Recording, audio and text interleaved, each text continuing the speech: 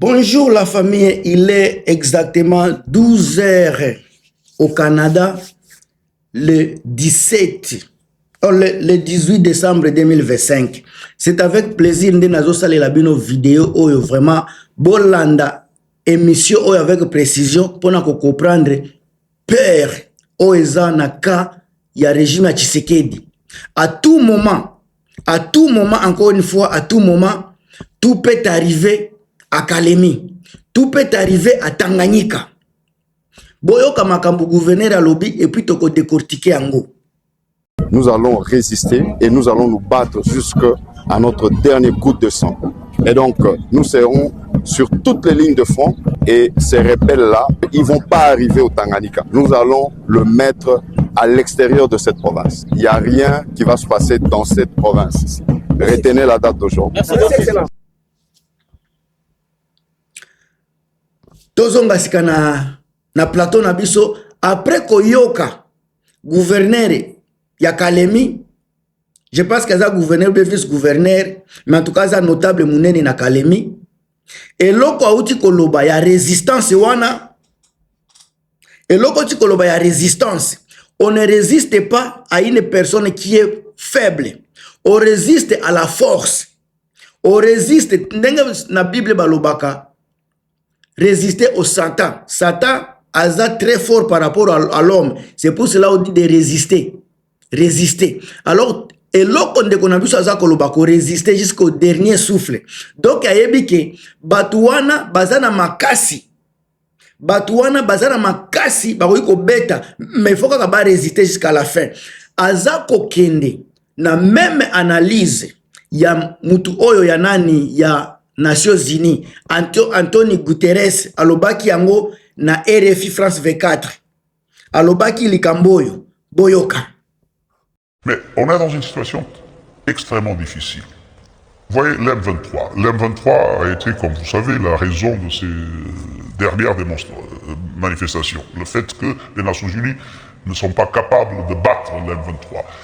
La vérité, c'est que l'M23 aujourd'hui est une armée moderne, avec des équipements lourds qui sont plus perfectionnés que les équipements de la MONUSCO. Et viennent-ils du Rwanda, ces équipements? Ils viennent de quelque part. Bon, vous semblez dire ils viennent de quelque part. De quelque part d'à côté. Ils ne sont pas nés dans la forêt. Ils viennent de quelque part. Oyoki, alobi, Corne Nanga, azana armement moko moderne. Oyo bango batu ya oni. Bakoki kutuko mekate. Bakoki ko batre bango te. Ata soki batindi bango na front. Bakoki bakoko kate. Soki bozongi na bitumba ya Goma. MONUSCO bazalaki wana, baoni bazalaki wana. Kobunda contre. Bomonaki résultat. Alors bandeko, on ne fait pas la guerre avec n'importe qui. Boyoka message ya ndeko na biso Willy Mishiki. Tangu Willy Mishiki aza koloba. Da 3 semaines, bako récupérer Uvira, Goma na Bukavu. Da 3 semaines, bako récupérer. Alingaki aloba nini? Bako coopérer na ba Américain po ba bengana. Ba M23 ou bien avec force na bango kaka. Nde bako ya kobundisa. Corne Nanga. C'est la question oyo biso ba Congolais il faut tout se posaka. Créer toutes les stratégies possibles comme nous sommes maintenant un corps uni. Si chaque mouvement aujourd'hui, nous sommes plus de 250 mouvements. Si chaque mouvement peut donner seulement 50 hommes, c'est rien. Imaginez-vous, on va être à combien? Et l'opération aujourd'hui, c'est de déplacer la guerre du Congo vers le Rwanda. C'est comme première mission. Aujourd'hui, nous sommes samedi. Nous disons, dans les 18 jours qui nous restent, nous devons récupérer Uvira et ramener la guerre d'où elle est venue. Mais ça, c'est notre devoir constitutionnel. On n'a pas besoin de qui que ce soit, des Américains, des Chinois ou même du gouvernement. Non, c'est nous les BDP. Nous allons démontrer en face du monde que lorsque la population est organisée, rien ne peut lui être impossible. Exactement. Donc, retenons la date d'aujourd'hui. Si notre plan n'est pas dérangé, nous serons dans moins de 3 semaines au Rwanda. Et lorsque nous serons au Rwanda, c'est naturel.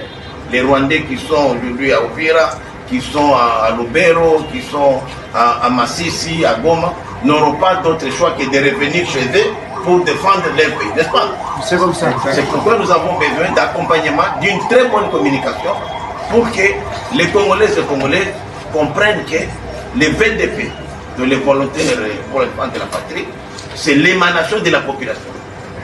Et ces combats-là, nous les ferons. Le chef de l'État, commandant suprême de Ouagalais, lui-même il l'a dit, il est notre commandant suprême, il est disposé à nous accompagner.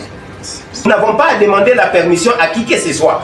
Nous n'avons pas demandé la permission à qui que ce soit pour le faire. Mais nous ne sommes là que pour défendre notre nation et il y a des mécanismes où nous devons participer, encore avec vigueur, n'est-ce pas, pour arriver à atteindre cette transition.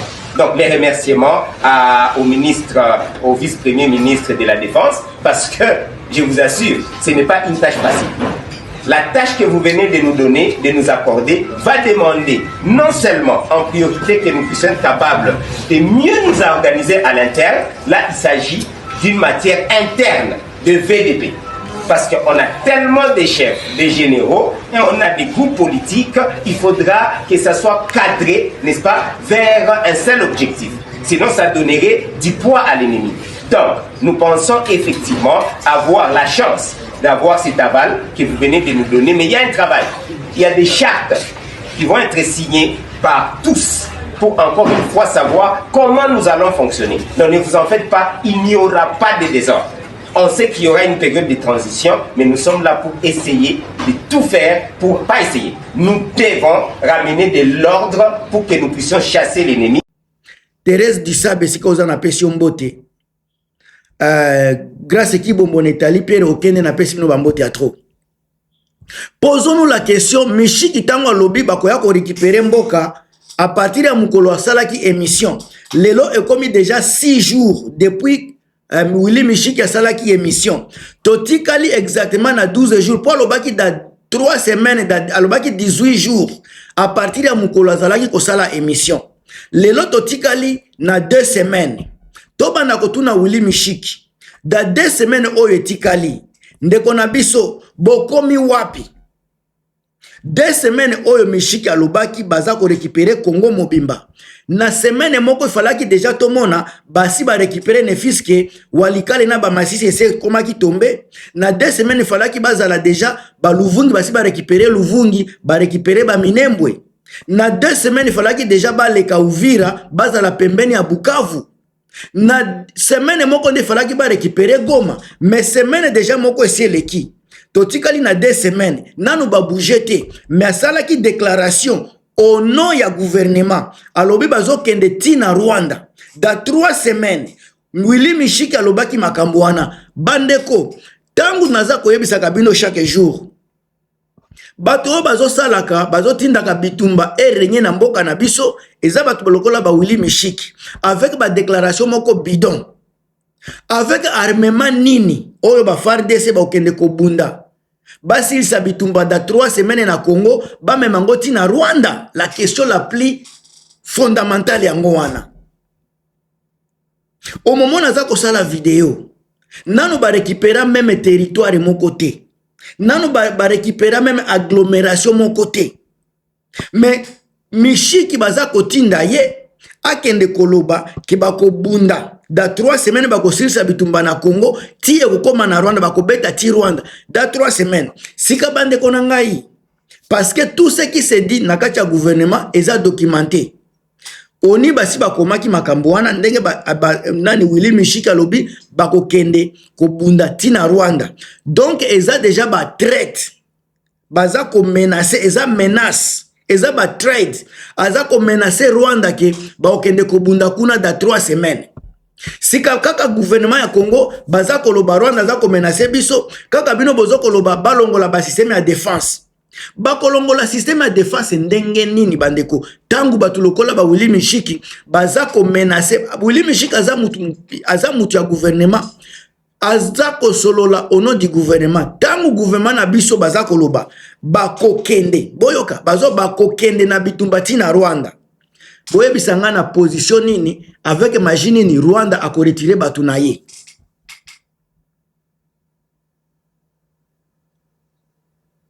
Avec machine nini bandeko nde Rwanda ko kende konini ko kata kozongisa batu na ye kolongola système de défense na ye. Pendant que boza koloba boko bunda bozo loba boko beta boko récupérer territoire pour bozo kota na Rwanda bandeko totikali na 2 semaines toza ko compter makambo Willy Mishika lobaki tozo compter armement o tozo mona chaque jour ba FARDC baza ko perdre. M23 président soki secrétaire général ya ONU azako loba bazana armement oyo M23 bazana ngo bango baza incapable ko bundisa baza incapable ko bundisa banini ba M23 sika pobo kende ko zongisa M23 na esika bazalaki bakokima bokimisa bango tango ba Kampala ba Rwanda tibo kende ko zwa Rwanda force wana bokobimisa yango wapi. Willy Mishiki, on ne fait pas la guerre dans une semaine. Sauf qu'on a préparé guerre. Mais guerre, on ne prépare pas la guerre comme ça. Willy Mishiki a vivre na kini. Lui, il vit, sauf qu'il y a quelque chose ba connerie na ye na télévision, ba pesi mbongo, c'est tout. Mais ça ko bossa na ke ba propos wana. Et ça ko jouer contre République na biso. Ba propos ya Willy Mishiki, et ça ko jouer contre nation ya Congo. Bango batuana bazana ba passeport na bango soki échauffé bako kima bango kaka batu ya liboso ko finga ba militaire ba clochard tango bozolo ba boko récupérer ba mboka bozolo nga kubunda boko récupérer ba boka boko récupérer ngo avec ba même clochard oyo kaka boko récupérer ngo avec ba clochard ou be boko zo ba militaire ya sika bandeko soki passé ezako pesa bino lesote soki passé ezako te ya binote. Je ne pense pas que bokozala ne loko lelo na ki présent oyo komema bino na futur ya bien ba tu ya gouvernement bazola kisa automatiquement que baza incapable bazola kisa na monde que communication na bango eza fouti façon bazo sale la communication on dirait ba partisan ya parti politique. Bazo bosa na ke baza ko kamba mboka bazo bosa na ke baza donc ba personne oyo baza lumière baza vitre à pays tout ce que baza koloba eza ba élément moko documenté tango Willy Mishika azako se poumoner azako loba bilobela ya boye est-ce que azako se rendre compte na ba élément ya FARDC azako se rendre compte na ba munitions baza nango préparation ya FARDC.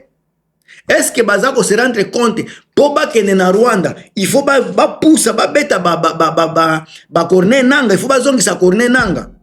Est-ce que bazana force à repousser corner nanga? C'est ça la question la plus une autre question ko pesa muya ko tuna Willy Mishiki bande konangai to kende tozonga tozana situation moko dramatique situation moko difficile. Tshisekedi a échoué ya ko diriger mboka. Il a dirigé le pays avec des improvisations.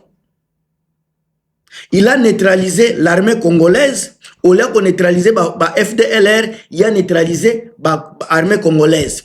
A comme ici, bango ba clochard.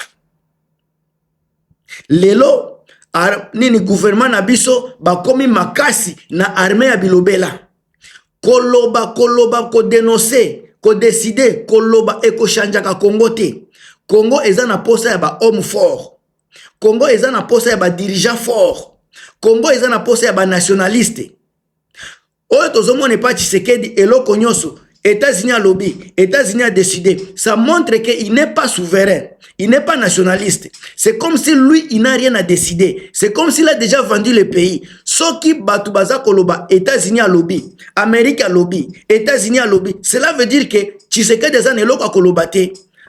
Tokoki ko déduire automatiquement que les États-Unis de baza ko diriger Congo. Alors ceux qui États-Unis ba komi ko diriger Congo. Eux ils s'affoutent de notre sécurité, ils s'affoutent de notre paix. Et loko baza nango posa eza ba minéré. Tout point trait. soki baza na posa ya sécurité bakoluka bako sécuriser minere na bango entre autres ba M23 obe bananga et puis Tshisekedi donc ndenge si ateki mboka yoka si ateki na mboka ndenge boza koloba ndenge boza ko déclarer na ba réseaux sociaux eloko nyonso États-Unis a lobby Donald Trump a lobby Donald Trump donc bino boza na eloko koloba te bozo la qui sa déjà faiblesse na bino devant connaître nanga bozo la qui sa incapacité na bino devant nanga bozo la qui sa ke boza eloko côté bokoki ko bundisa nanga te.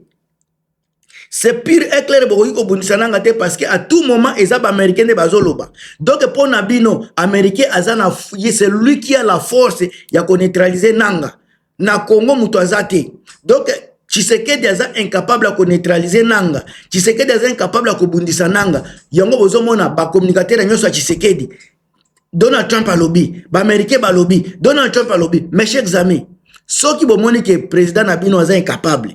Pourquoi ne pas changer ko tia mutu waza capable ko lobaka pe makambu biso to lobaka président na biso a lobby et au lieu ko lobaka konena nani Donald Trump a lobby biso pe to lobaka ne fiske konena nga lobby c'est ce que nous voulons na mboka na biso toza na posa ba dirigeant moko capable ba dirigeant moko cohérent ba dirigeant moko souverain ba nationaliste de toza na bango posa.